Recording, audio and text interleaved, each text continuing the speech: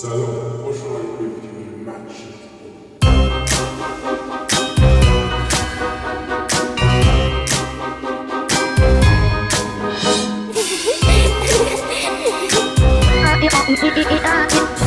اگه اولین باره که چنل ما رو دیدی لایک کن، ساب کن و پس هم بریم سراغ بقیه ویدیو. Let's go.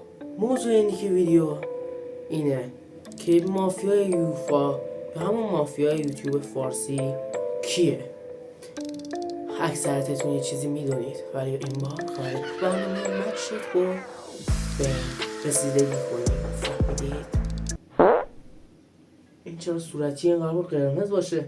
مهم نیست، به این توجه نکنید و بذار بریم فکت هایی که بهتون میگه کی مافیای یوتیوب فارسیه. Let's go. خسته شد از کن. فکر کن داری بازی میکنی و همینطور بازی میکنی و بعد میری به یوتیوب. این سیمش قطعه، خب مهم نیست، ولش کن. میری به یوتیوب و تو یوتیوب میگردی، البته هنوز داریم بازی میکنیم و یه ویدیو رو میبینی، ویدیوی یک شب در کارخونه. اما این ویدیو از کجا اومد؟ سوال اصلی اینجاست، بنیامین بازیگره یا بازیچه؟ بنیامین از نظر من بازیچه است. چرا؟ چون بعد از مشهوریت و یهویی به اوج رسیدن ویدیوهای قدیمی چنلش رو پاک میکنه و حالا میخوای وایسا قبل اینکه منو پاره کنی اول این چنل رو ساب کن، این ویدیو رو لایک کن و بدون این ویدیو یک روست فانه و اصلا قصد چیزی ندارم و جدی نیست و شوخی میکنم، شایدم نه، ولی خب تو ببین و لذت ببر. داشتم میگفتم از اون جایی که ما بنیامین رو دیدیم و فکر کن چطوری میتونه یه آدم 50 یوتیوبر رو در کنار هم قرار بده. یوتیوبرایی مثل علی بیگزموک، فلیم و سام صابری و سهیل سلبا و بقیه. اینو یه کمی فکر کن. از اینجا میگذاریم چیزی که به ما خیلی فکت و حقیقت ها نشون میده که یوتیوب فارسی دست چه کسانی هست. حامی KMه. بعد از ضبط ویدیو ویردوز ما زمان رو به هم ریختیم، هممون فهمیدیم که این یه فیلم خنده داره، ولی نه. حامی KM در این فیلم افرادی رو نشون میده و با افرادی کلاب رفته و حرفاشون معنی هایی داره که قبلا بهشون بارها اشاره شده. آروین شو رو نشون میده. آروین شو میگه یک زمان یوتیوب فارسی رو ما میچرخونیم، ما میگفتیم کی استوری شه، کی معروف شه، کی به شهرت برسه. و جالبه که بدونید از قدیم و گذشته آروین شو کارش همین بود که بگه کی درسته و کی غلط. حامی KM توی ویدیوی The One Awards خود میگه یوتیوب شهر شدن جدیدن خیلی سخته چون باید محتوای خوب بسازی. قدیم فقط لازم بود با یک آدم مشهور دوست باشی تا معروف شی. همین. اون آدم مشهور باید چی کار باشه؟ آدم ها چطوری مشهور میشن؟ درسته، باید به مافیا وصل بشن. همون دوی که میدونید این چند وقته یک فرد که کانادا زندگی میکنه و پرنک میسازه با همسرش، اشاره مستقیمش نمیکنم، اومده و فایده در مورد یوتیوب فارسی افشا کرده. اول اینکه اگه اینطوریه چرا آروین شو دیگه نیست؟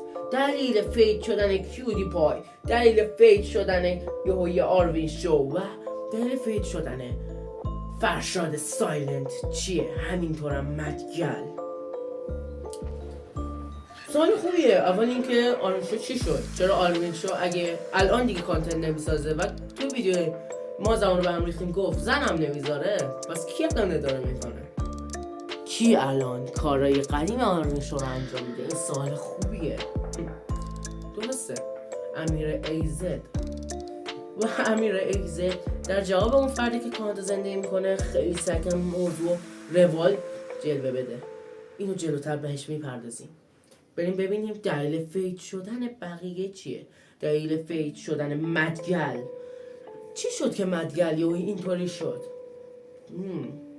شاید چون داشت رازای ایلومیناتی رو لو میداد و ایلومیناتی اومد به مافیای یوتیوب فارسی پول داد تا اینو فیدش کنه. میخواید بدونید مافیای یوتیوب فارسی کیه؟ هر کی که باش تا ویدیو میگیره معروف میشه. میخواید بدونید کیه؟ خیلیتون تا الان حد زدید. درسته، کوروش زرندوست. بله، کوروش با تعریف از رضا آینه‌کن معروف شد. یکی از پرویوترین ویدیوهای پوتک ویدیوش با کوروشه. همینطور هم بقیه بچهای یوتیوب. و کوروش در حقیقت نوک هرم یوتیوب فارسی و تغذیه یوتیوب قرار داره. میخوایی فکتاشو بشنوی؟ برای نشون دادن این چیزا به شما باید از این بالا دنبال یک کتاب بگم. خودشه، تاریخچه یوتیوب فارسی. ضبط شد. چطوری بیام پایین؟ خیلی بالا. قد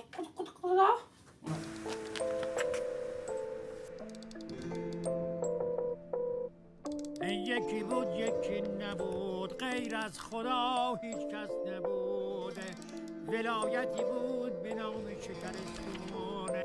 ترایات درباره مستر بیست پخش شد که اون و دوستش کارلز برداشتن و کارهای بدی انجام دادن و این باعث فید شدن بسیار مستر بیست شده و این کاریه که کوروش با مستر بیست کرده. چرا؟ چون مستر بیست شکلاتی داده، 20 چاکلت، که میخواسته با شکومان کومان رقابت کنه. بله، برای همین مستر بیست از کوروش معذرت خواهی کرد. از کوروش معذرت میخوام. 100% ممنون از کوروش.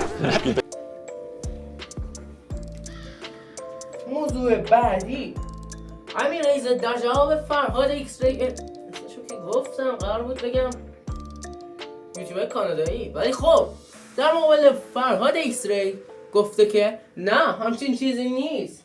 شما یعنی واقعا باور کردید که کشوری مثل به نام کوروشتوپیا هست که او ما را کنترل میکنه و شلاق میزنه؟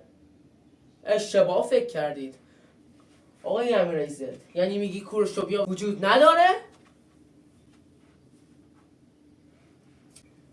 پس این پاسپورت من که به نام کوروشتوپیا خورده چیست؟ بله، کوروشتوپیا وجود داره. حالا میگی مدگل چرا فید شد؟ اگر ویدیوهای کوروش رو دیده باشید که قسمت‌های ضبط شده پخش نشده‌ای دارن، چند ویدیو با عرفان پایدار و علی جیدال دارن.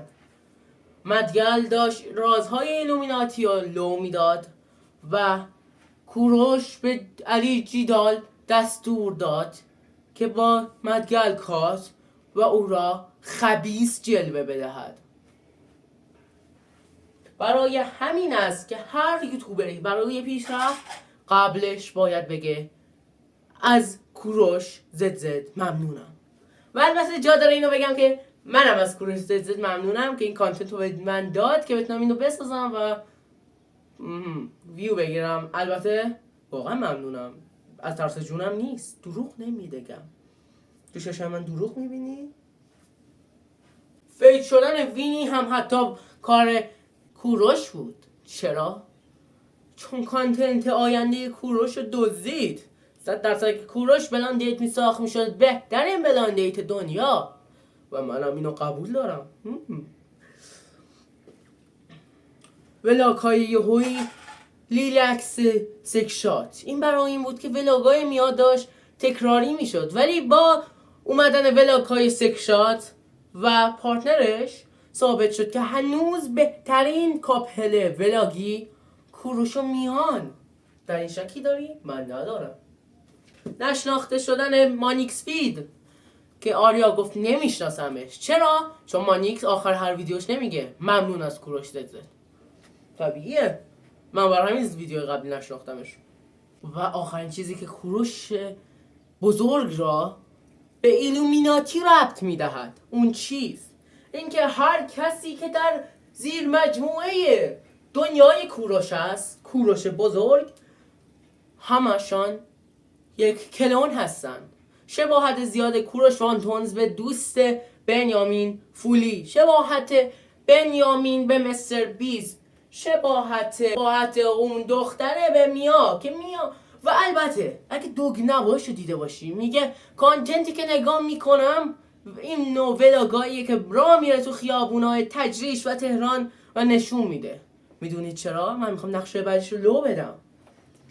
به خاطر اینه که میخواد تهران شهر بعدی باشه که فتح میکنه و به کوروش شپیان میافزونه. پس فهمیدیم هر اتفاقی تو این دنیا میفته کار کوروش بزرگه. حتی تغییر دادن لباس من عوض شد و یه چی اومد روش. حالا پشتم پنجه هست نمیتونستم لخشم عوض کنم، ولی نه من عوض نکردم، کوروش عوض کرد. یا حتی مکان من میبینی؟ ویدیو به هنوز به کوروش بزرگی ما نیوردی؟ من بچه تا اینجا دیدید و چی بگم والا باز این دوستان رو درک نگم. واقعا این دوستان خوشم نمیاد. حالا رو من اساک نزنه. واقعا حس میکنم نه این ویدیو میساختم. الان میگه من همون نونیم ترین یوتیوبرم که میگه کوروش بیا با این درامو کن. شاید شما از کجا میدونید؟ من میدونی من نیستم، من هستم. کی به کیه؟ منم بتمنم.